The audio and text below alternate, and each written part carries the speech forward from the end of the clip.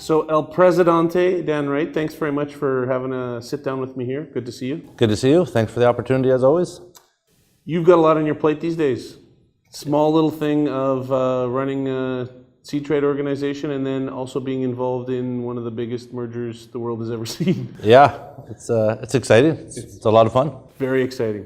Can you tell me, what would you say is maybe the biggest challenge and the most fun part about going through this exercise of this merger? Well, we haven't seen a lot of stuff at this point because we're still operating separately, but I think what excites me is the opportunity for innovation to deliver more solutions to growers and farmers. And that's some of the stuff I've been working on in my day job today on corn and soybean expansion. It's a challenge. I mean, we're expanding acres into Western Canada. We saw soybeans go up huge, then they backed off a little bit. And so you get people saying, oh, they're not gonna work, it's never gonna work. But long-term, our investment, we think that they're gonna be very significant for both corn and soybeans. So it's the biggest challenge in the day job today is keeping people motivated and understanding that in the long term it's gonna work. And every time you see something new, there's ups and downs and changes in the market. And canola saw it where it gained 2 or 3 million acres, backed off 1 million acres. And with anything new, we'll focus on the long term and battle through that. But with the Bear, once that acquisition is complete, for me, where I sit, it's really exciting to have the two companies together and what we can do from an innovation standpoint. So it's all good. It's super exciting, and I think it's exciting for agriculture. When you think of the potential, it really is impressive to think of the potential that's going to come out of this.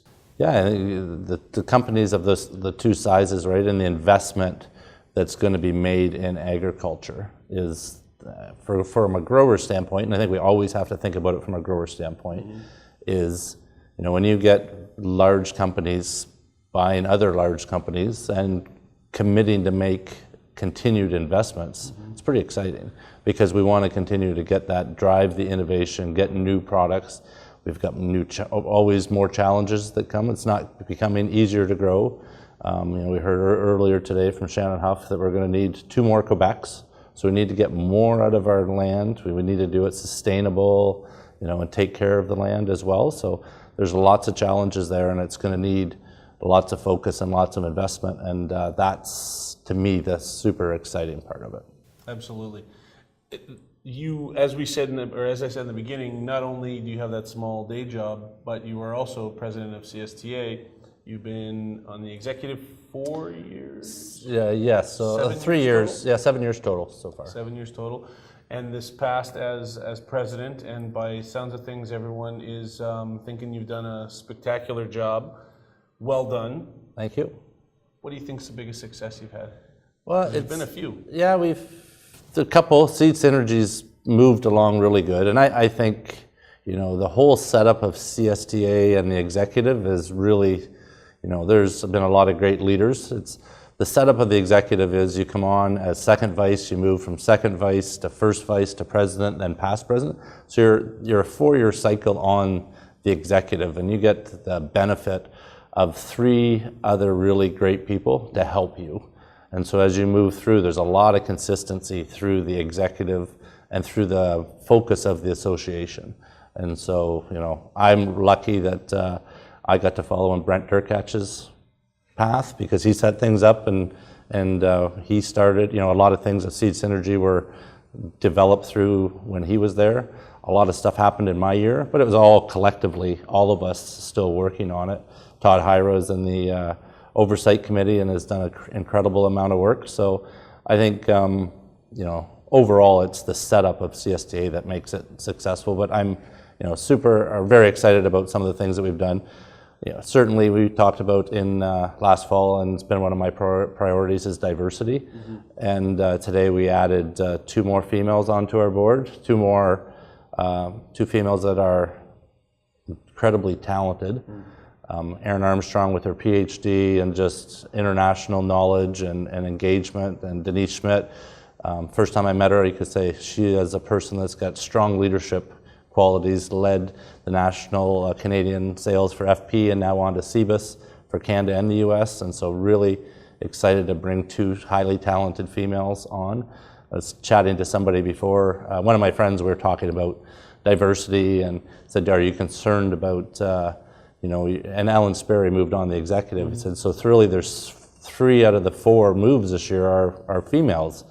And I just laughed and said, well, with these 3 individuals, most people will say, well, it's about time, because they're pretty awesome, right? There's no anything, I talk about that, it's not about a number, but it's about making sure we step back and engage people and ask them to be, and having Ellen join our executive is going to be great, her talents and knowledge in Canada, but also she does so much work internationally and has a ton of respect internationally. So diversity has been, I think, the biggest success, and I think what makes me the most happy about it is, we raised it as something we wanted to talk about and work on, and there hasn't been a negative thing. It's like, yeah, we should do that.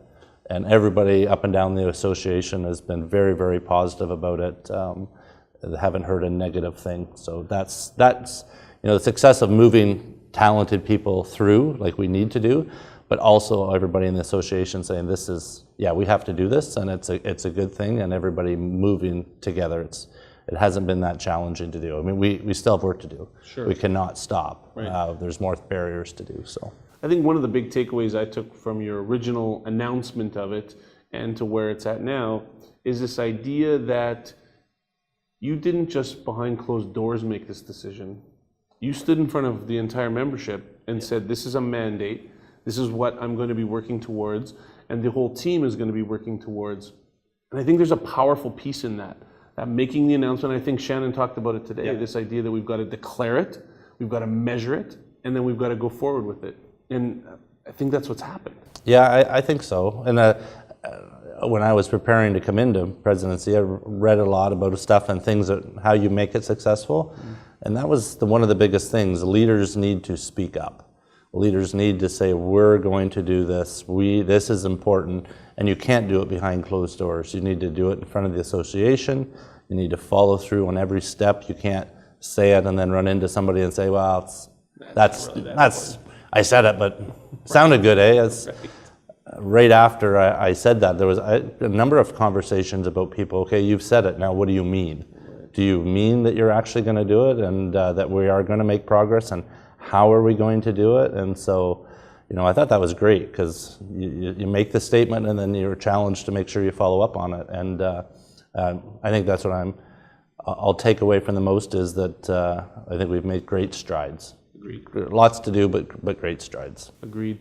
So if we follow along down that similar path of putting ourselves out there, can you think of one thing that maybe you wish you would have done a little differently over the course of your presidency?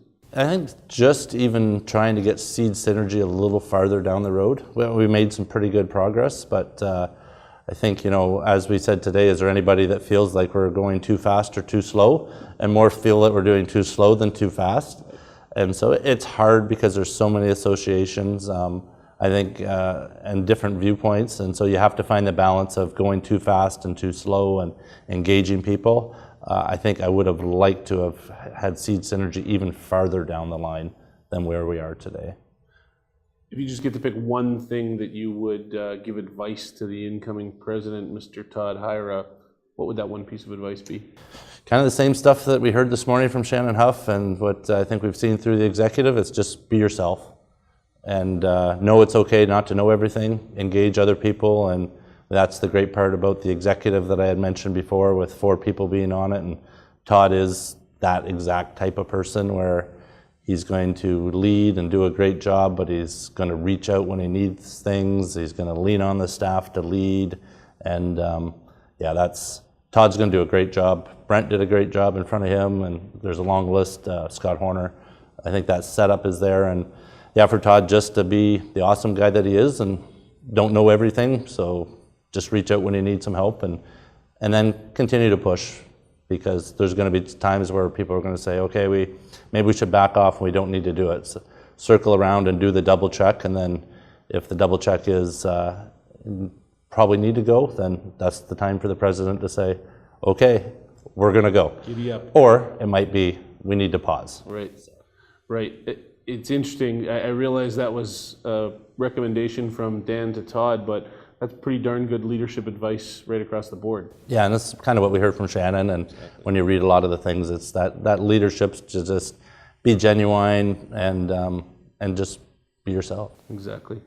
Seed Synergy, obviously a big part of your tenure. I need to read a quote. This is you. We need to think big and bold and not be afraid to do something radical to benefit the farmer, who at the end of the day is the one buying the seed traded in Canada. How can we think bigger and bolder as a Canadian seed industry as we figure out the next steps to Seed Synergy? Yeah, that's the part of Seed Synergy that I see that causes me a little concern. I still hear we need to make sure that this is in the system. We need to make sure that that group's really important. And I think we are. It's really hard to think white page and in the future of what do we need, and not get caught up in the past. And I look at it in my day job. So we certify seed in Canada, but we never talk about it. Right. It's something we have to do because it's a regulatory obligation. But when we sell seed, it's always above the certified threshold. And then if a farmer has a problem, even though it's certified, if we want to do business with that farmer, we make it right. So we had a great example. We sold a lot, and it went out, and 3/4 of the lot was planted. We went out and walked those fields. It was, excellent germination. The grower was having a fantastic experience. Same lot, picked up the same day. The grower had emergence of under 50% and had huge problems and said, you have to fix this. So you would assume that maybe it's not the seed. However, it's your relationship with the grower, and so you need to work on that. So if seed companies are at that level of a quality standpoint that they've delivered, and we don't talk about certification, but we do a lot of the things in the background, how can we take some of the things that we do today and build it into the new system? Because we want quality to be there, but we want to take away some of the things that we don't see a lot of value in today. And I think some of the stuff that we've set up are really good and has that opportunity, but it's staying that focus, and it's different by crop type as well. Very much so. We talked about that earlier, like corn, canola, and soybeans, where there's been the biggest investment. I think you would probably see the more people say that there's already a lot of those things being done, and some of the cereals, it's opposite. So anyone who says that the Seed Synergy concept is a simple one is very that's much right. mistaken. But I think that the efforts going forward, and this is a big week. This is a big week of a lot of dialogues that are going to move that forward. Thank you very much for your time today, Dan. I appreciate it. Thanks again.